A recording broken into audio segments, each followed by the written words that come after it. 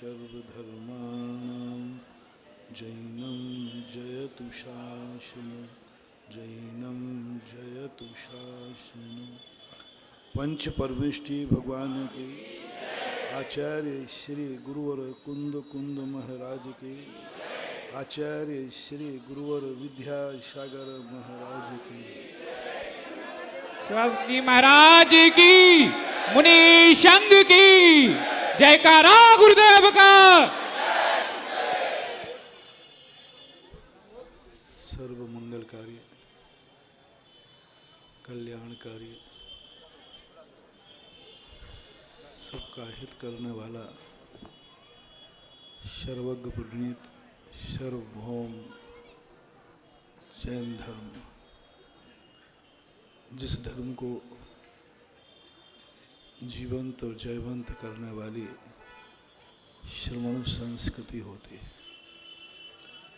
श्रमण संस्कृति ही जैन धर्म को एक पताका है, ध्वजा है, ज्योति है। जो जैन धर्म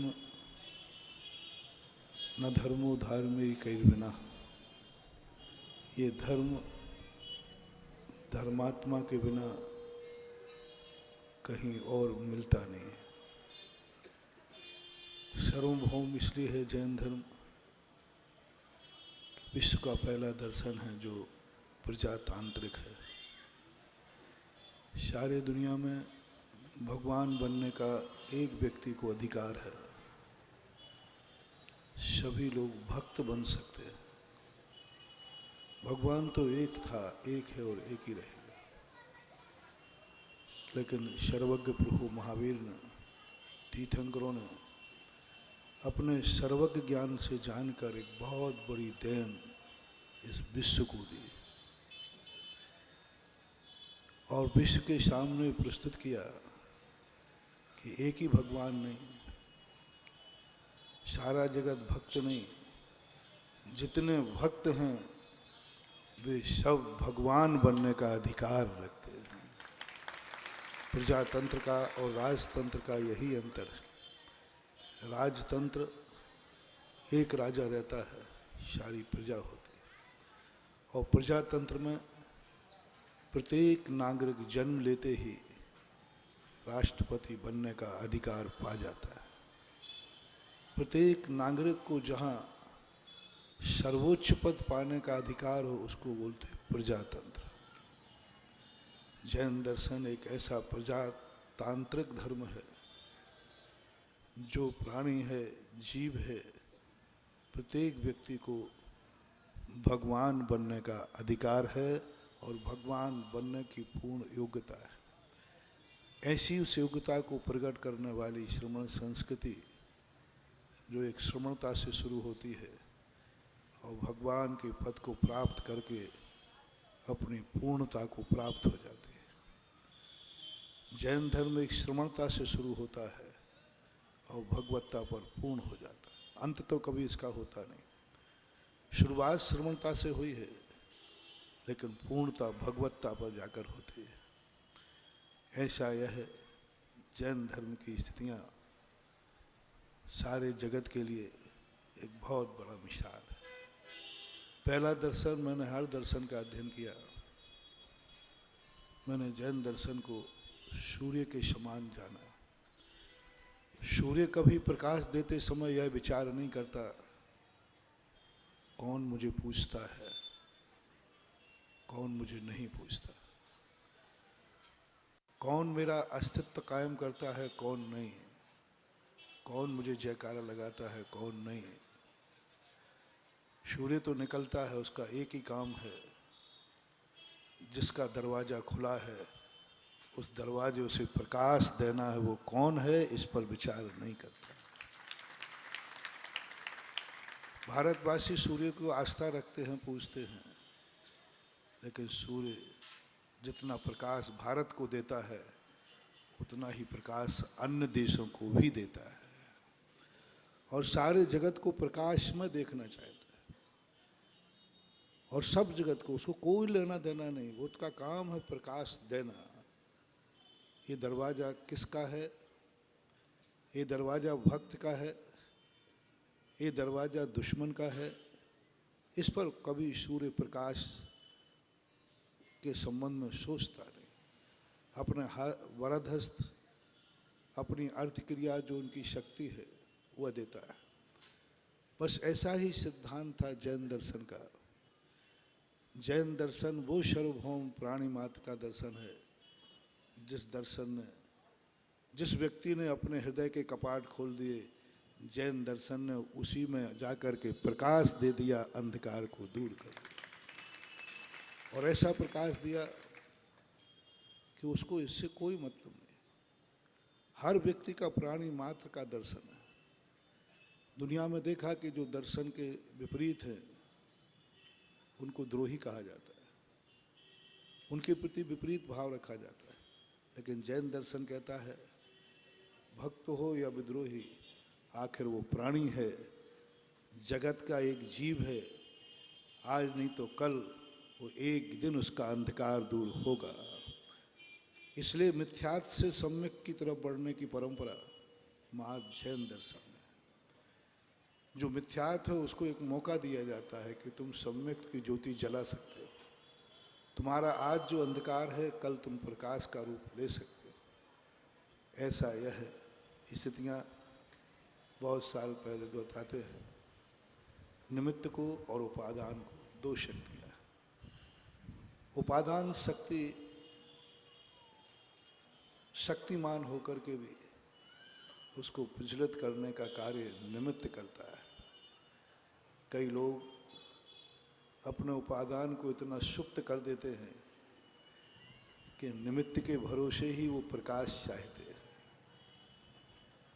वो सोचते हैं कि निमित्त का प्रकाश मिल गया, अब मुझे अपने दीपक को प्रकाशित करने की जरूरत नहीं। देखो, निमित्त का प्रकाश, मैंने अभी विगत प्रश्नों में कहीं कहा था,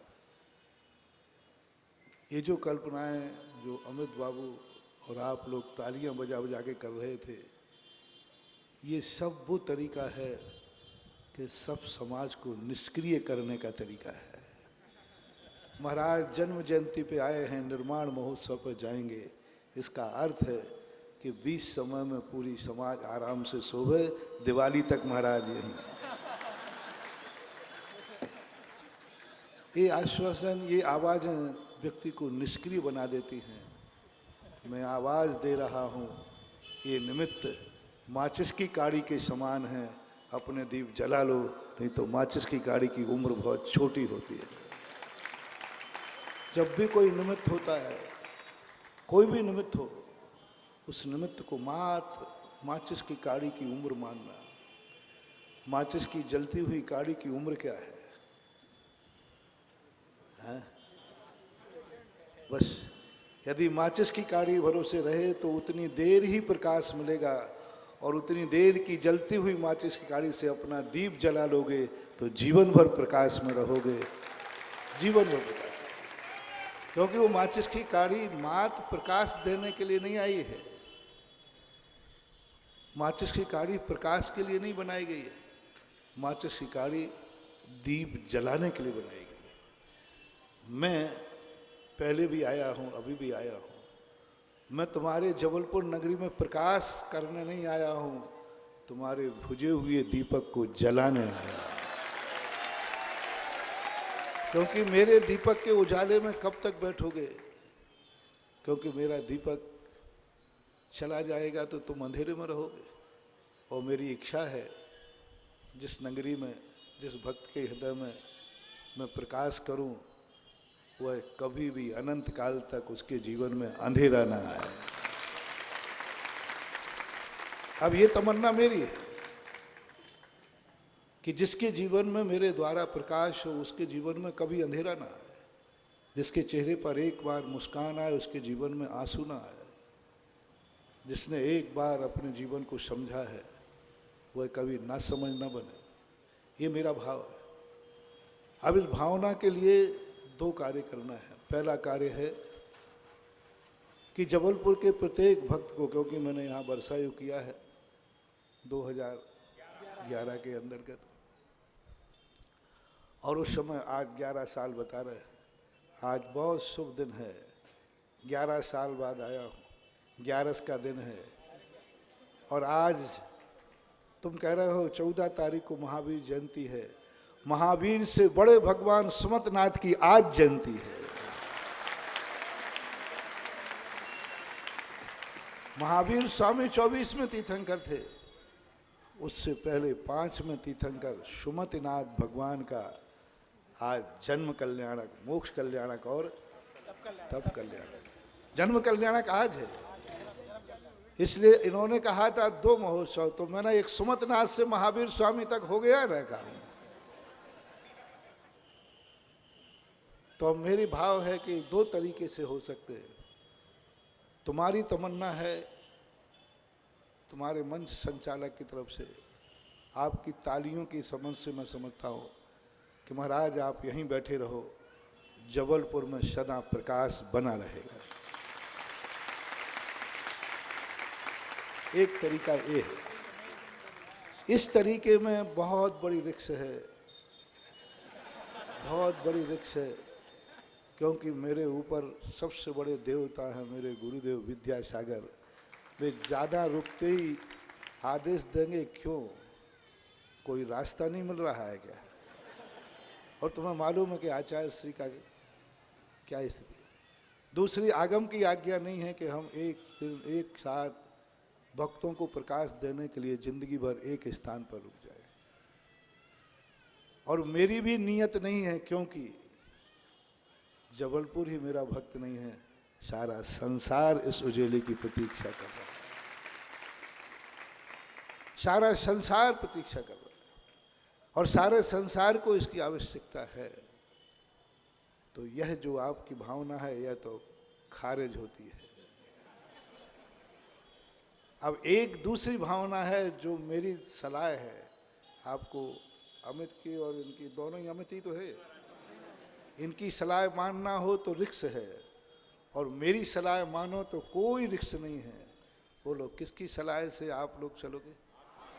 तो मेरी सलाह ये है कि जितने दिन के लिए ये माचिस की काड़ी मिली है, हर व्यक्ति अपने दीपक जला ले, फिर ये माचिस काड़ी चली भी जाएगी तो भी कभी अंधकार नहीं होगा, सदा प्रकाश बना रहेगा। एक बार मैंने अलग जगाया था प्रकाश का मंदिरों में, 1-2 मंदिर के दर्शन किए, बड़ी खुशी हुई। आज भी वहाँ वो प्रकाश प्रकाशित हो रहा है, आज भी वो ज्योति जल रही है। अब आप लोगों को अपने हृदय की बातों पर विचार करना है। ये मत सोचना कि मैं जबलपुर के पुण्य के उदय से आया हूँ इस बार। पिछली बार तो जबलपुर का पुण्य था, इतनी जनता, क्योंकि इससे भी बड़े बड़े शहर हैं, चिंता मत करना, इससे भी बड़ी बड़ी भीड़ों की आगवानी मैंने देखी है, और इससे बड़ी बड़ी पब्लिक देखी। अभी कुंडलपुर में कितनी थी। इस बार वो महाशक्ति यहाँ खींच के लाई है, जिसको जबलपुर वालों ने समझा हो या न समझा हो, जिस दिन से मैंने समझा है उस दिन से आज तक जो कुछ भी मंगल पाया है, जो भी शक्ति पाई है, उसी जबलपुर की विभूति से, संपत्ति से पाई है। और इस बार खींचने का मूल कारण है हनुमान ताल के आदिनाथ भगवान। मैं जबलपुर को भूल गया, जबलपुर की गलियां भूल गया, जबलपुर के स्थान भूल गया, जबलपुर के लोगों को भूल गया, लेकिन एक तुम्हारे जबलपुर की निधि है जिसको मैं भूला नहीं हूँ, और जब तक भगवान नहीं बनूंगा तब तक भूलूंगा नहीं। विश्व की सबसे प्राचीन मूर्ति, विश्व की सबसे बड़ी प्राचीन मूर्ति, सबसे बड़ी प्राचीन शक्ति हनुमान ताल के आदिनाथ भगवान सदा मेरे हृदय में वास करते हैं। जब भी मेरा सुबह होता है उनको नमोस्तु करने से होता है, जब शाम होती है तो नमोस्तु करने से होती है, जब किसी कार्य का प्रारंभ होता है तो मैं सदा हनुमान ताल में रहता हूँ और उनसे आशीर्वाद लेता हूँ। और वो शक्ति, उस शक्ति ने आज इस बार जबलपुर की तरफ मुख करा दिया, क्योंकि जो महान आत्माएं होती हैं उनके साथ आगे पीछे भीड़ हो तो सुबह होती है, आदिनाथ भगवान कोई अब साधारण महाराज नहीं रहे, साधारण भगवान नहीं रहे। और वो भगवान अब अकेले रूप नहीं, उन भगवान को अब बहुत बड़ी भीड़ चाहिए। इसलिए आदिनाथ भगवान के चारों तरफ अब 24 तीर्थंकर होंगे और 24 ही बने। आदिनाथ भगवान को अब वो 23 तीर्थंकर भी चाहिए जो उनके दोगे। 24 जिनालय होंगे उस हनुमान मंदिर में, 24 शिखरें होंगी, 24। और छोटे मोटे भगवान नहीं, जितने बड़े वो है उससे ही बड़े होंगे हो। ऐसा यह है भगवान आदिनाथ का आकर्षण और शक्ति अतिशय। ये निमित्त तुम्हें मिला है। अब इस निमित्त को तुम्हें कितने दिन क्या करना है वो तो आप सोच लो, विचार कर ले। वो दिवाली की बातें तो भली हम 100 साल जिए, लेकिन अपनी जिंदगी को एक दिन की मानना चाहिए। पूज्यवर कार्तिकेय स्वामी ने स्पष्ट लिखा, सुबह हो जाए तो शाम तक की जिंदगी मानो, शाम हो जाए तो सुबह तक की जिंदगी मानना। भली ऐसा करते करते 100 दिन जीना पड़े, ऐसा ही मैं कह रहा हूँ, तुम यही मानना आज महाराज आए हैं, शाम तक तो हैं, शाम तक तो। और शाम को जब महाराज मंदिर में सामायिक में बैठ जाएं तो भरोसा कर लेना सुबह तक तो है। क्योंकि रात में महाराज कहीं। तो ये स्थिति बांध करके आप लोग चलना और ये सोच के चलना। और एक ऐसी स्थिति का जो निमित्त बना है आदिनाथ भगवान का, बहुत अलौकिक मूर्ति। जबलपुर वाले जब मेरे पास कोरोना के समय आवाज़ भेजते थे संकट की, जब भी जबलपुर का व्यक्ति मेरे पास समाचार भेजता है कि महाराज मैं बहुत संकट में हूँ, बीमार हूँ, अस्पताल में हूँ, तब मुझे बड़ा तरस आता है कि जिनके घर में नगर में हम डॉक्टरों का भी महा डॉक्टर बैठा हो, जो सबसे बड़ी शक्ति बैठी हो, सारा जगत जहां आकर सब कुछ पा जाता है, और जबलपुर वाले उस जगत के चरणों में छाया में बैठकर कुछ ना पा पाए, ये बहुत बड़ी। पहचानो उस शक्ति को, पहचानो उस शक्ति को। जो आदिनाथ भगवान के चरणों में है वो दुनिया में कहीं नहीं, और जो दुनिया में यहाँ नहीं है वो भी दुनिया में मिलने वाला नहीं है। बहुत बड़ी शक्ति, अलौकिक शक्ति। मैं 11 साल से उस मूर्ति का ध्यान कर रहा हूँ। प्रतिदिन ऐसा शायद ही कोई दिन जाता हो जिस दिन हमारे ध्यान की परिधि पर हनुमान ताल के आदिनाथ की मूर्ति का बिंब नहीं आता। और उस आदिनाथ की मूर्ति को जब भी ध्यान करता हूँ एक ऊर्जा से भर जाता हूँ, एक शक्ति से भर जाता हूँ। ऐसा कुछ लगने लगता है जैसे एक बहुत कमजोर व्यक्ति को बहुत बड़ी शक्ति मिल गई हो, अंधेरे में दीपक मिल गया हो। उस शक्ति का फिर मन किया कि चलो कुंडलपुर तक आया हूँ, कटनी तक आया हूँ, एक बार उस शक्ति को अपनी सगी आंखों से फिर देख लो। ध्यान की आंखों से तो प्रतिदिन देखता हूँ, लेकिन ध्यान की आंख में और इस आंख में बहुत अंतर होता है। ध्यान की आंख एक श्रद्धा की उमंग जगाती है, तो इस आंखों से देखने पर साक्षात शक्ति का प्रकटपना दिखता है। ध्यान में भावी पर्याय दिखती है, भविष्य दिखता है, भविष्य की उपलब्धि दिखती है, श्रद्धा पनपती है, विश्वास जागता है। और जब ऐसी महाशक्ति को आंखों से देखते हैं तो विश्वास नहीं, अनुभव जागता है, साक्षात जागता है, प्रत्यक्षपना जागता है। शक्ति नहीं, अभिव्यक्ति होती है। ध्यान में जब इसकी शक्ति का ध्यान करो तो शक्ति का वाहन होता है, मैं शक्तिमान हूं। और जब आंखों से उसी शक्ति को देखते हैं तो ऐसे लाल शक्तिमान मैं प्रत्यक्ष में हूं, साक्षात उस शक्ति का अनुभव होता है, साक्षात वो प्रकाश मिलता है। ऐसी उस इसलिए आज जबलपुर को सुधारने नहीं आया हूं, इस बार तो मैं आदिनाथ के चरणों के दर्शन करने आया। मैंने कहा था, रास्ते में लोगों ने कहा था कि आचार्य श्री से मिलन होगा। मैंने कही मैं गुरु से कभी मिलता नहीं हूँ, मैं गुरु से मिलन कभी करता नहीं हूँ। मैं तो गुरु को मेरे तीर्थ हैं, उस तीर्थ की वंदना करता हूँ, तीर्थ की वंदना करता हूँ। और कुंडलपुर में तीर्थ वंदना करने गया था और सोचा चलो एक और महातीर्थ है आदिनाथ भगवान का जो जबलपुर में है, इसकी भी वंदना कर सकूं। और उस वंदना का जो सुफल है वो क्या होने वाला है, वो सब समय समय पर बताया जाएगा।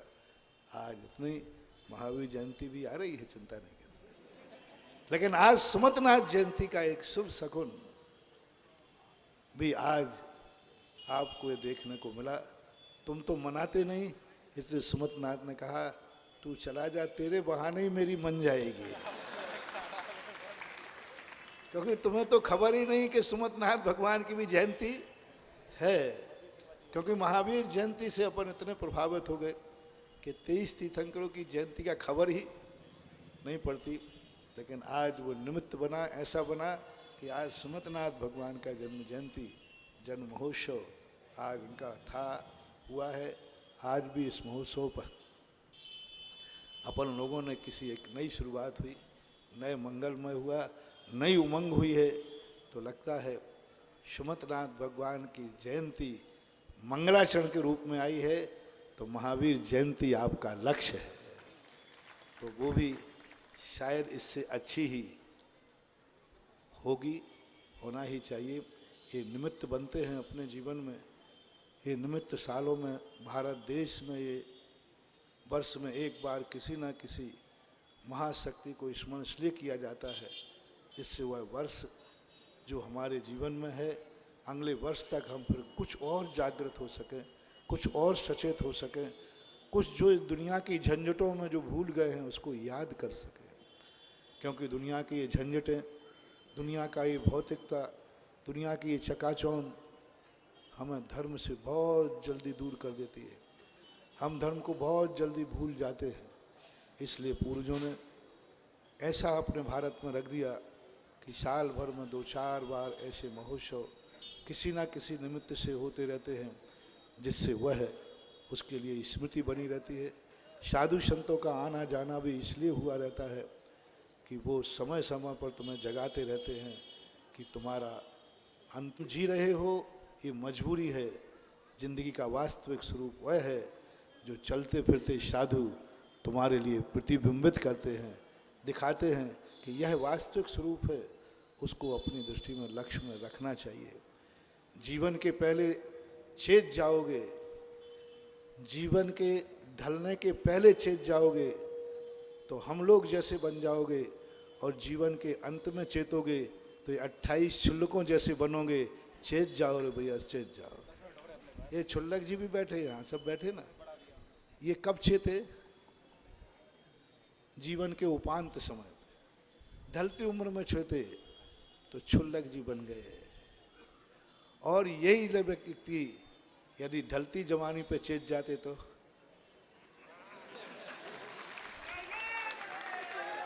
शायद आचार्य से इनको परमेष्टि का रूप भी दे सकते थे। तो जो व्यक्ति चेत जाता है पहले, वो कुछ और आगे निकलता है। कोई बात नहीं, लेट चेते कोई बात नहीं, मुनि सही छुल्लक न, मुनि ना सही छुल्लक बन गए। पढ़ने के बाद तो स्थिति अपने जीवन को ऐसी संभालना है, इस प्रकार की। भले तुम्हारा लाइफ बढ़ गया हो, लेकिन मेरी चर्या, मेरा समय तो नहीं बढ़ता ना। और उसके बाद जो आज ऐसा के लिए अभी आपकी कल कैलाश जी ने बताया, आचार्य श्री ने पंच कल्याण के लिए दोनों हाथ से आशीर्वाद दिए। कल हनुमान ताली कमेटी अध्यक्ष पंचायत के कैलाश जी भी गए थे, हाँ कल ही गए थे ना, कल गए थे और आशीर्वाद लेके आए।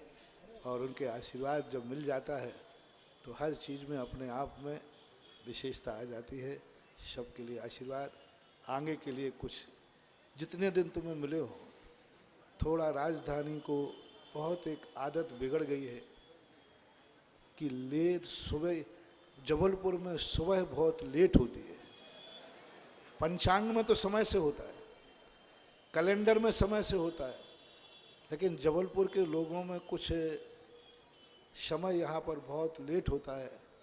और हम तो वह परंपरा वाले हैं, चौथे काल में भी उतने ही समय उठता था, आज भी उतने ही समय उठता हूँ, जिंदगी के अंतिम समय तक उतने ही समय पर उठूँगा।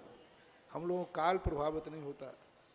हो कलयुगी लोगों, जितनी देर हम यहाँ हैं उतनी देर सतयुगी बन जाओ और थोड़ा जल्दी उठो, जल्दी उठो। मालूम है 2011 में 7:40 पे प्रवचन पहुँच जाता, 7:40 लोगों को दिख रहा हो 7:40, महाराज उसमें तो अंधेरा, अभी तो आधी नींद हुई।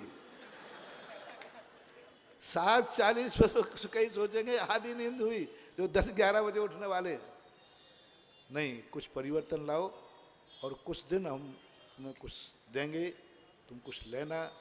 कुछ हम दीपों को जलाने का प्रयास करेंगे, तुम अपने दीपक को घी और बाती लगा के चलना, क्योंकि मेरे पास घी नहीं है, मेरे पास दीपक नहीं है, मेरे पास बाती नहीं है, क्योंकि मेरे पास पिछी कमंडल है।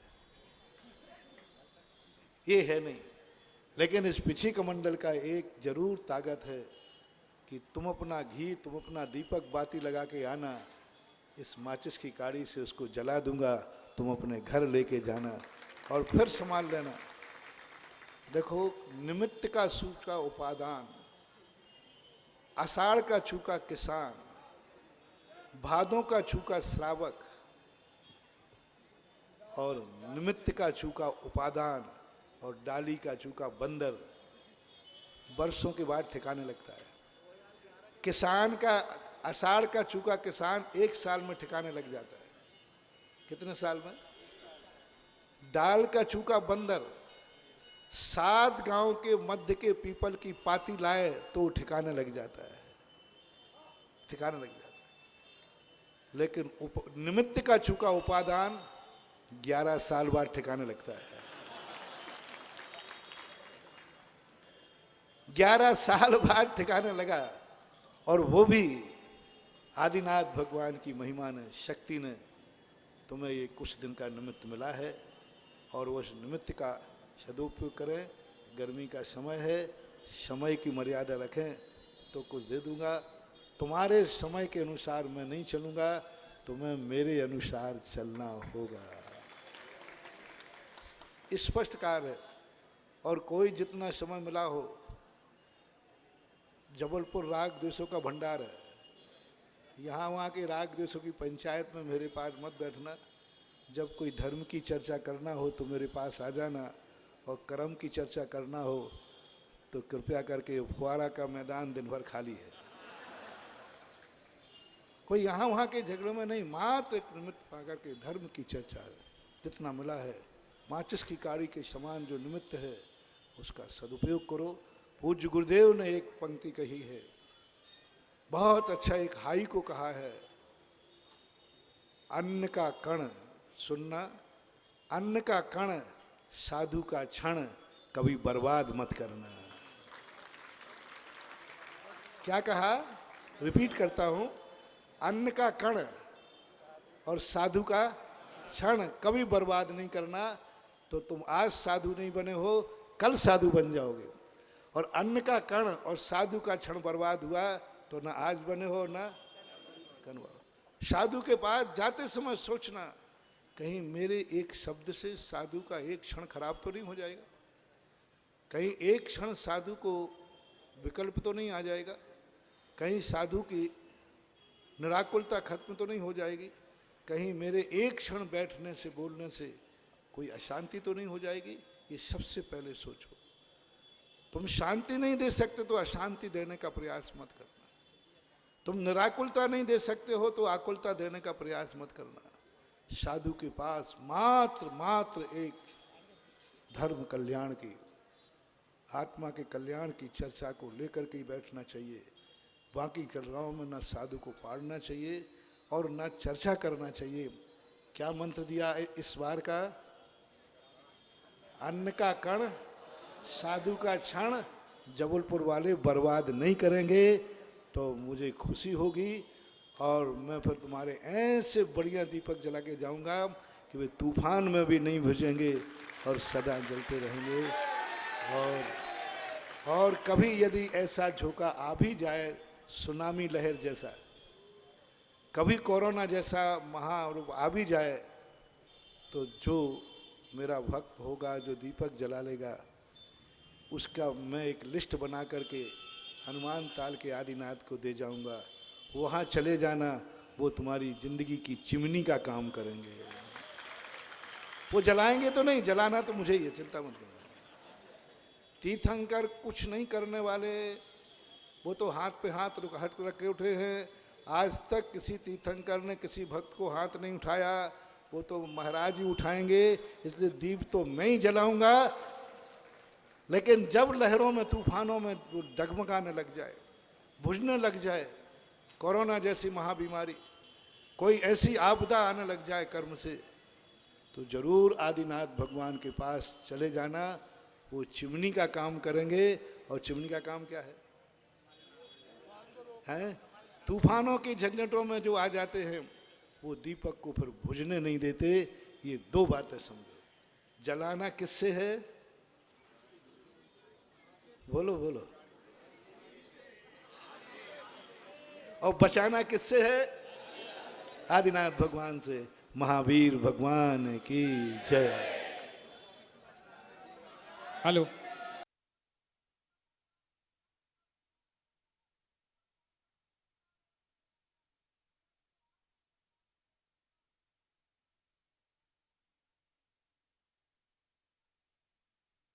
पालन कर दे और तीर्थंकर भगवान आदिनाथ के जलाने का और एक बहुत आवश्यक सूचना, जिज्ञासा समाधान ठीक शाम